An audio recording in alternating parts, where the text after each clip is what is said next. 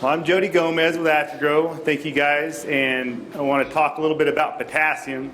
I know a lot of you guys have had the opportunity to run Black Label Zinc and Carbon and stuff like that. So one thing I want to focus on that we've had a lot of experience here is looking at potassium. The reason why I'm so adamant about it, over the last few years we've had tremendous success by addressing potassium.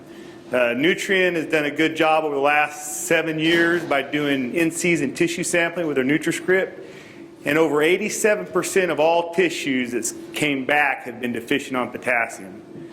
You know, the problem we've had here is we've never really addressed it because our soils say that we have a lot, and we just haven't had response by putting out different forms of potash in the fall or what might be.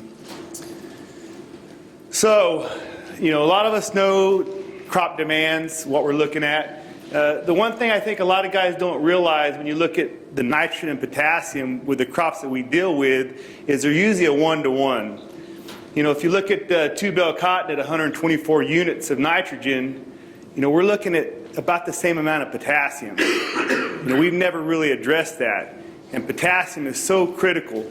So today, hopefully what I can get across is what potassium does, the importance of it, and really have us to open our mind to what we can do.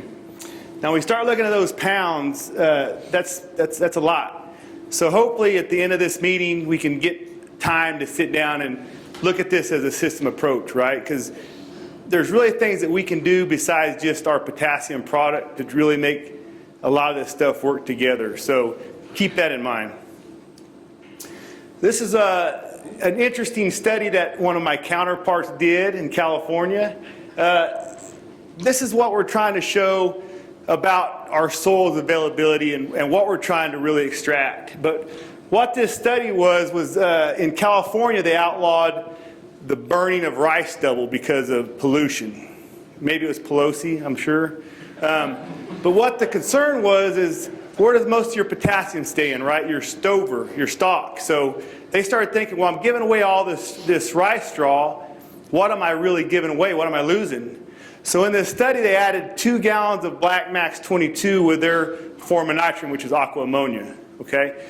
What we saw at the end of the study was we had an 8 barrel more rice, so we had a higher yield, which obviously we pulled more nutrition up to make a higher yield. But if you'll notice, on the potassium part, we had almost 100 units more potassium from the soil where we added our technology.